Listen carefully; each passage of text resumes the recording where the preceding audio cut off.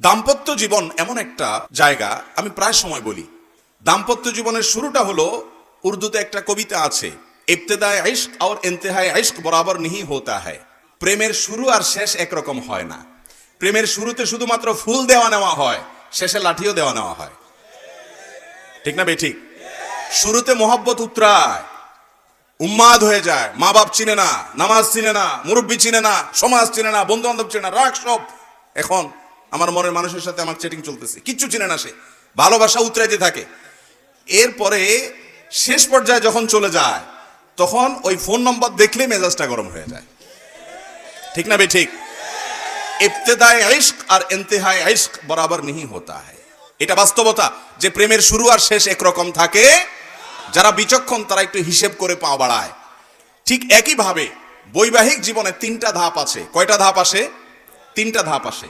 বিবাহের পরপর ভালো হোক আর মন্দ হোক, প্রথম প্রথম নতুন জামাই বউ অনেক মহব্বত আদান প্রদান করে, অনেক ভালোবাসা, অনেক স্বপ্ন, অনেক প্রতিজ্ঞা, অনেক ওয়াদা, অনেক কমিটমেন্ট, অনেক প্রমিস, অনেক ভালোবাসার বিনিময় হয় বিয়ের পরপর। এরপর যখন 1-2 বছর চলে যায়, আল্লাহ তাআলা একটা বাচ্চা দেন, ওই বাচ্চা রাত্রে ডিস্টার্ব করে, মা উঠতে দেরি হয়েছে, বাপে ধমক দেয়, এরপরে আস্তে আস্তে দূরত্ব তৈরি হয়, ওই বাচ্চা আরেকটা বড় হয়, আরেকটু বড় হয়, আরেকটা হয়, এরপরে নানা রকম ঈর্ষণীয় মনোমালিন্য হয়, মায়ের কথা শুনে ছেলে খেপে, অথবা বউ তার শাশুড়ির কথা শুনে খেপে, আস্তে আস্তে আস্তে আস্তে আস্তে টুনটান হতে হতে যখন সংসারটা একটু ভারী হয়, ছেলে মেয়ে হওয়া শুরু করে, 2-3 বছর হয়ে যায়, ও যে ঘোরটা কেটে যায়। সহজ কথা হলো, বিবাহের পরে প্রথম প্রথম যে ঘোরটা থাকে, ওই ঘোরটা কি কেটে যায়। অনেকটা ইয়ের মতো, সফট ড্রিঙ্কসের মতো। সফট ড্রিঙ্কসের বোতল যখন আপনি মুখটা খোলেন, যেই পরিমাণ ঝাঁজ এবং তেজ থাকে, কিছুক্ষণ পরে আস্তে করে সেটা লেভেলে চলে আসে কি আসে না? বিবাহের পর প্রথম যে মহব্বত থাকে, যে বোঝাপড়া থাকে, যে আকর্ষণ থাকে, এটা আস্তে আস্তে কমে।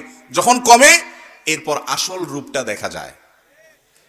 ওই যে মহব্বত উতরাইছিল একটু আগে বা কিছুদিন আগে, সেই মহব্বতের আসল রূপটা ছেলেও দেখতে পায়, মেয়েও দেখতে পায়। শুরু হয় এবার তুমুল আকারে ঝগড়া, ফাসাদ, গন্ডগোল, এটা বাস্তবতা হয়। এরপর বৈবাহিক জীবন একেবারে শেষের দিকে যখন চলে যায়, তখন আবার ওই প্রথম সময়টা কিন্তু ফিরে আসে। অর্থাৎ বুড়া বুড়ি টোনাটুনির সাথে সম্পর্কটা খুব ভালো থাকে।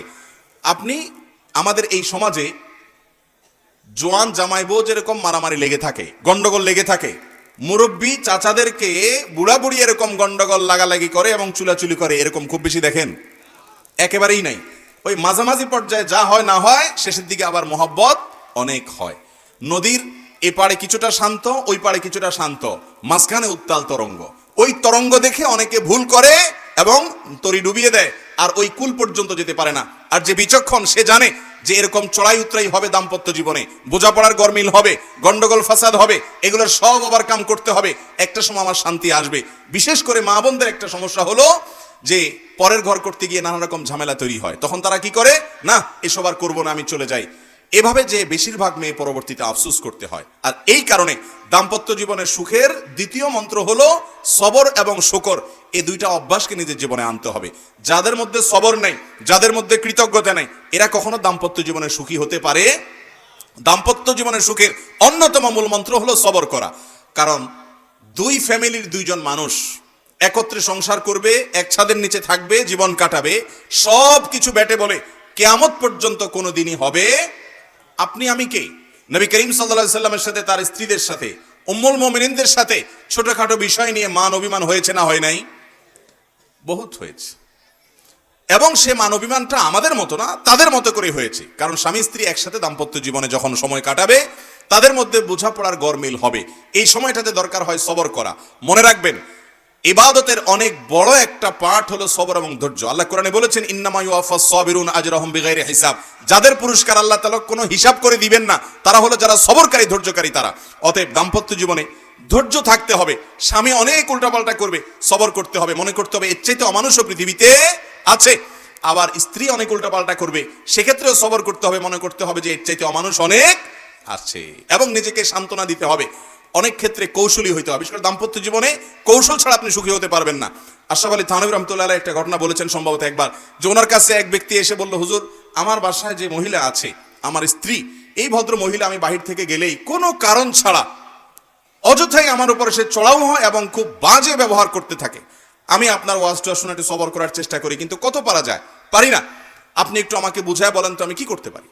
তখন উনি বললেন যে আপনাকে একটা বুদ্ধি শিখাই, বাসায় ঢোকার আগে দরজার সামনে গিয়ে কয়েক সেকেন্ডের জন্য আপনি একটু মাথাটা নত করবেন, করে কল্পনার জগতে ডুব দিবেন। ডুব দিয়ে নিজেকে নিজে বলবেন যে আমি এখন দরজা খোলার সাথে সাথে কথার কথা একটা কুকুর আমার বাসায় আছে, কুকুরটা আসবে, তো কুকুর মানুষ দেখলে ঘেউ ঘেউ করে, এটা করবে। এটা আপনি শুধু মাথা মনে মনে চিন্তা করবেন। এরপরে খোলার পর মানুষকে কুকুর মনে করে ছোট করা না, মানে এটা জাস্ট একটা ট্রিটমেন্ট, যে আমি মানুষ না, মনে করলাম যে একটা মানুষের বাসায় একটা কুকুর আছে, তো কুকুরটা আমাকে ঘেউ ঘেউ করবে, এটা তোমার মনে করবা। মনে করার পর এরপরে দরজা নক করবা। বউ খোলার পর যদি তোমার সাথে ঘেউ ঘেউ করে, তুমি সাথে সাথে ওই যে তোমার ধ্যান, ওই ধ্যান কল্পনার জগতে ডুব দিবা। ডুব দিয়া তোমার স্মৃতিতে আনবা যে একটা কুকুর আমি রাস্তা দিয়ে যাচ্ছি বা কোথাও গেছে, এখন ঘেউ ঘেউ করতেছে, তো কুকুর ঘেউ ঘেউ করলে আমার সমস্যাটা কি, এটা তুমি মনে করবা। তো স্বামী বাসায় গেছে, যা দরজা খুলছে, দরজা নক করার আগে ওইরকম কল্পনা করছে, স্ত্রী দরজা খুলছে, যথারীতি জামা কাপড় খোলার পর শুরু হয়ে গেছে বিশ্বযুদ্ধ, ঠুসঠুস শুরু হয়ে গেছে। যখন এগুলো শুরু হয়ে গেছে, ভদ্রলোক সাথে সাথে চোখ বন্ধ করে ওই ধ্যান করা শুরু করে দিছে, যে হুজুর বলে দিছে যে আমার তো এরকম একটা পরিস্থিতি আমি কল্পনা করতে হবে। করলো, তো করার পরে লোকটা হেসে দিছে। বউ চিন্তা করলো ব্যাপার কি, প্রতিদিন হামলা পাল্টা হামলা হয়, গোলা বারুদ এখান থেকে গেলে ওখান থেকেও কিছু আসে, আজকে দেখে একটা মিটমিট করে হাসে, কাহিনী কি? স্ত্রীর তো মেজাজ আরো গরম হয়ে গেছে, সে যত গরম হয় এ দেখে আরো বেশি হাসে। তখন বলল, ধরছে একটু ঠান্ডা হয়ে, স্ত্রী দেখছে না রাগারাগি করতে হচ্ছে না, বলো কাহিনী কি বলো। স্বামী তো বলে না, একটা পর্যায়ে বলে দিছে যে আসলে হুজুর আমাকে এটা শিখাই দিছে, এরপর থেকে আমার কাছে তোমার সব রাগ ঝাক বকা ঝকা এগুলো সব আমার কাছে একেবারে পান্তাবাদের পানি মনে হয়, আমার বরং আরো হাসি আসে। এরপর দিন থেকে আর ওই ভদ্রলোক বাড়িতে ঢুকলে বউ বেচারা ঝগড়া করতে গেলেও আবার গলা থেকে ফেরত চলে যায়, কারণ ঝগড়া করলেই তো কল্পনায় সে অন্য কিছু হবে।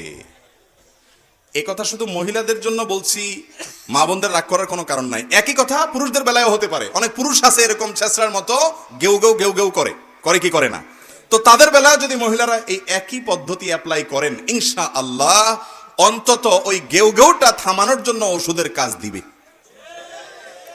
তো খোলাসা কথা হলো, সবর থাকতে হবে। রাগ হলে পাল্টা রাগ দাম্পত্য জীবনে কখনো সুখ আসার কারণ হয় না। দাম্পত্য জীবনে স্বামী হোক আর স্ত্রী হোক, ধৈর্য ধারণ করতে না পারলে কখনো শান্তি পাওয়া যায়, ধৈর্য ধারণ করতে হয়। নবী করিম সাল্লাল্লাহু আলাইহি ওয়াসাল্লাম জীবনে অনেক ঘটনা ঘটেছে, এর আগে আমি একাধিকবার বিভিন্ন জায়গায় বলেছি।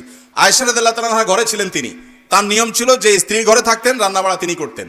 অন্য স্ত্রী এক বাটি খাবার দিয়ে একটা কাজের মেয়েকে পাঠাইছেন, খাদ্দামাকে কৃতদাসীকে পাঠিয়েছেন এক বাটি খাবার দিয়ে, তরকারি দিয়ে ধরেন।